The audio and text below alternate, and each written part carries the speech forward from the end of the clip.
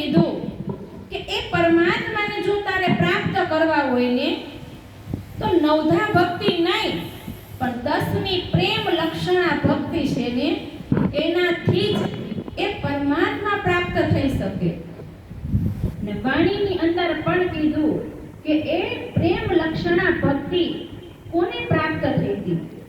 તો કીધું કે નવધાથી ન્યારો કર્યો उत्तम 14 भवन में नहीं तो प्रेम कहाँ से पाए जो बसत है इन गोपियन के माही. કે એ ગોપીઓની અંદર એ પ્રેમ હતો.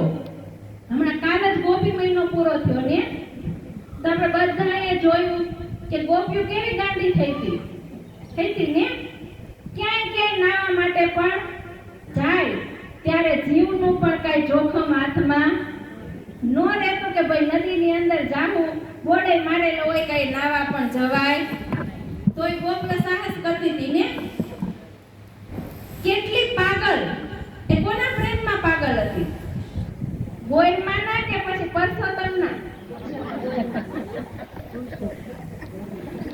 પણ છતાં એ નહોતું સમજાતું કે ગોપીઓ પૂજા તો પરસોત્તમની કરે પણ વચ્ચે કોને બેહાડ્યા હોય? એનું શું રહસ્ય? તમે પૂજા કરતા નથી, તમને ખબર તો હોવી જોઈએ ને. મેં હમણાં 2-3 દિવસ પહેલા એક ઘરે ગઈ ને, તો ત્યાં બાજુમાં જે બધું પાટલા ઉપર ગોઠવેલું હતું, તો એની ઉપર શું કહ્યું? મીરવા વચ્ચે બેઠું ઈ કોણ છે? તો કે ઈ ગોરમાં છે. અને મીરા ચારેય ખૂણે જે બેહાડ્યું ઈ કોણ છે? તો કે ઈ ગોપીયું છે. મેં કીધું ગોરમાની પાછળ જે બેઠા ને ઈ કોણ છે? તો કે ગોવર્ધન છે.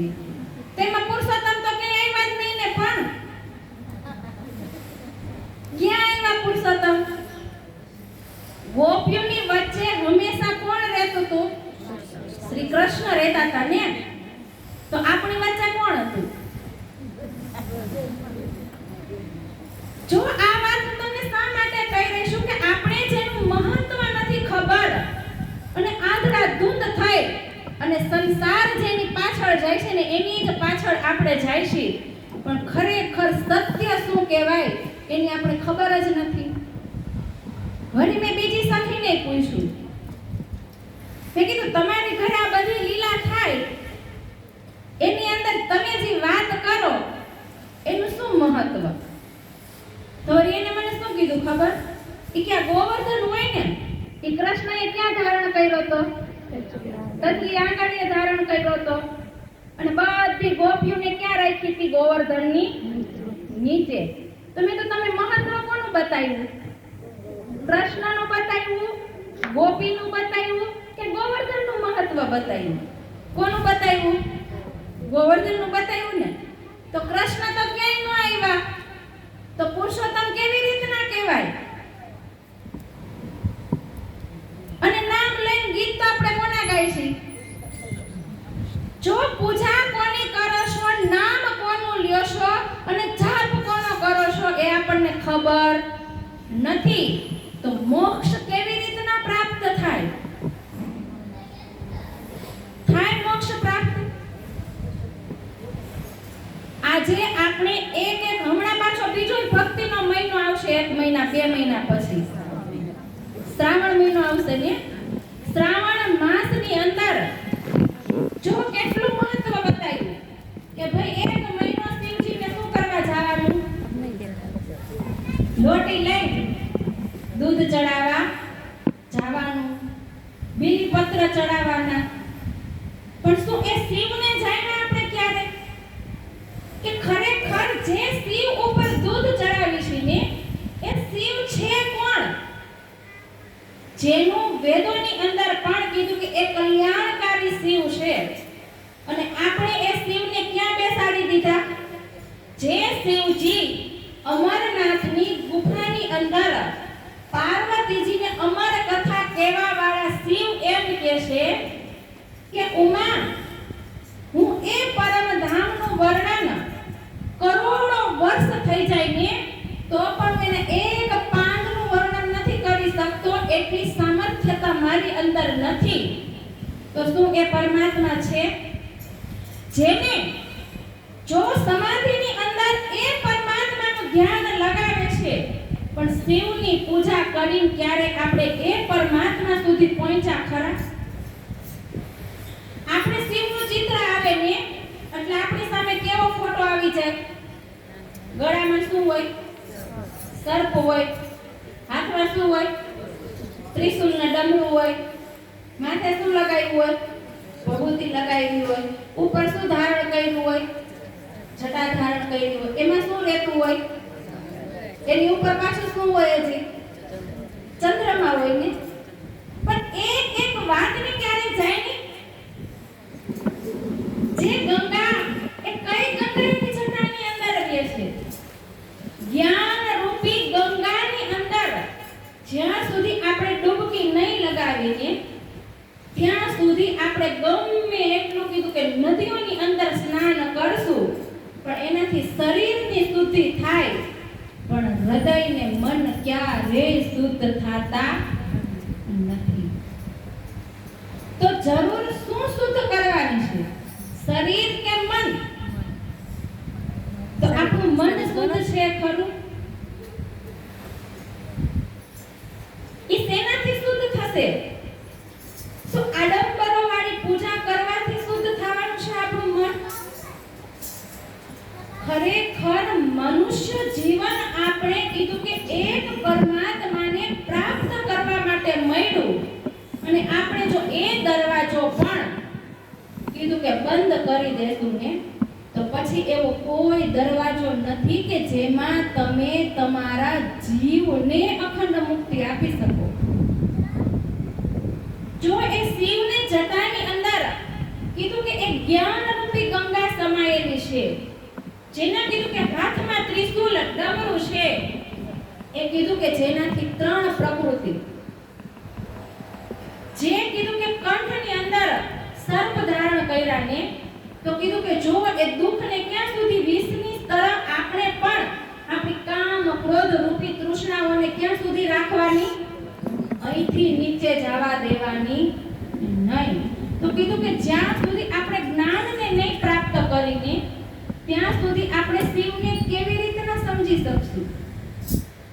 જે વિષ્ણુ ભગવાને કીધું કે જો હંમેશા સમાધિની અંદર બેઠા હોય ને, હવે વિચાર આપણે ક્યારે કર્યો કે જો એ પરમાત્મા હોય તો એને ક્યારે ધ્યાન કરવું પડે ખરું? આપણે ક્યારે નથી વિચારતા. આપણે જો વિષ્ણુ ભગવાનને શિવને માની છીએ ને, શિવજી ધ્યાન કરે છે, તો આપણે ન કરવું જોઈએ? તો આપણે કરીશું.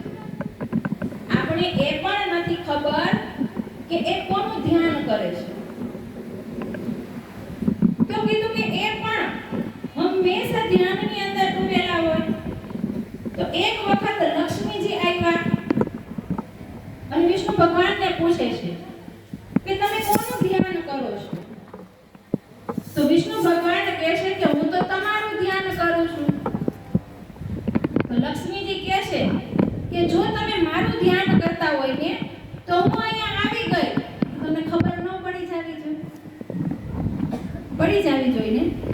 તો કીધું કે તમે મારું ધ્યાન કરતા નથી, તમે તો કોઈ બીજાનું ધ્યાન કરો છો, જેથી કરીને હું તમારા મહેલની અંદર આવી, પણ છતાંય તમને ખબર પડી નહીં. લક્ષ્મીજી તો જીદ કરવા લાગ્યા કે મને તમે કહો કે તમે કોનું ધ્યાન કરો છો? તો વિષ્ણુ ભગવાન કહે છે કે તમે 7 કલ્પ જેટલું સમય વ્યતીત થઈ જાય ને, એટલી વાર તપ કરો ને, તો પણ હું તમને એનો શબ્દ પણ કહી શકું નહીં. તો લક્ષ્મીજી તો તપ કરવા માટે વયા ગયા. ઘણો બધો સમય થઈ ગયો. બધાય દેવતાઓ પણ મુશ્કેલીમાં મુકાઈ ગયા, કારણ કે પ્રકૃતિની અંદર એની ત્રાહિમામ થવા માંડી. તો બધાય દેવતા મળી અને વિષ્ણુ ભગવાન પાસે ગયા, પણ વિષ્ણુ ભગવાન માનતા નથી. પછી લક્ષ્મીજી કીધું કે ક્ષીરસાગરની પુત્રીને, એટલે એની પાસે ગયા. તો ન્યા જઈને કહેવા માંડ્યા કે તમે હવે વિષ્ણુ ભગવાનને સમજાવો કે લક્ષ્મીજીને તપ કરવાથી એ વાળી ગયા પાછા. પણ વિષ્ણુ ભગવાન માનતા નથી અને અંતે કહે છે કે હું એક શરત એને આપું, જો એને મંજૂર હોય તો ત્યાં સુધી એને રાહ જોવી પડશે. દ્વાપર યુગની અંદર કીધું કે હું જ્યારે કૃષ્ણ બનીને આવીશ અને ઈશારાથી હું તમને એ વાત કહીશ કે હું કોનું ધ્યાન કરું છું. તો કે સારું. હવે કૃષ્ણ આવ્યા અને દ્વાપર યુગની અંદર રૂક્ષ્મણીનું હરણ થયું. પછી કીધું કે માધવપુરના માંડવે કૃષ્ણ અને રૂક્ષ્મણીજીના વિવાહ થયા. તો સોહાગણીઓ કીધું કે જે ગીત ગાતી હતી ને એની અંદર વ્રજનું નામ આવ્યું. તો બધાએ વ્રજનું નામ લીધું ને એટલે વિષ્ણુ ભગવાન શું થઈ ગયા? મૂર્છિત થઈ ગયા. ત્યારે એને લક્ષ્મીજીને કીધું કે હું આનું ધ્યાન કરું છું. હવે એ મૂર્છિત અવસ્થાની અંદર કીધું કે પાછા લાવવા માટે એને શું કીધું કે મને ગોપીઓની ચરણ ધૂલી લાવીને આપો. તો ચરણ ધૂલી લેવા માટે કીધું કે બધા જની પાસે ગયા. હવે કીધું કે જે ચરણ ધૂલી આપશે ને એ નરકમાં જશે. હવે કોઈ તો આપે ચરણ ધૂલી. વિષ્ણુ ભગવાનને મૂર્છિત અવસ્થામાંથી બેઠા કરવા તો ઈ ઊભા થઈને આપણે ક્યાં જવાનું? તો દેવાય નહીં. તો કોઈએ ન આપી. પછી વ્રજની અંદર ગયા અને ત્યાં ગોપીઓને કીધું કે તમારી ચરણ ધૂલી જોઈશે. ગોપીઓ કહે છે કેટલી જોઈશે? જેટલી જોતી હોય એટલી લઈ લ્યો. કૃષ્ણ બેઠા થાતા હોય ને તો અમને નર્ક પણ મંજૂર છે. શું આપણો દાવો છે એટલો ઠોસ? નહીં. કે ભગવાન દર્શન આપીને આપણને એમ કે તું તારા જ પરિવારની અંદર કોઈનું મૃત્યુ થવાનું અને એનો જીવ બચાવવો હોય ને તો તારે તન છોડવું પડશે, તો આપણે મંજૂર હોય ખરું? નહીં. હોય નહીં. ના પાડો. કેટલો પ્રેમ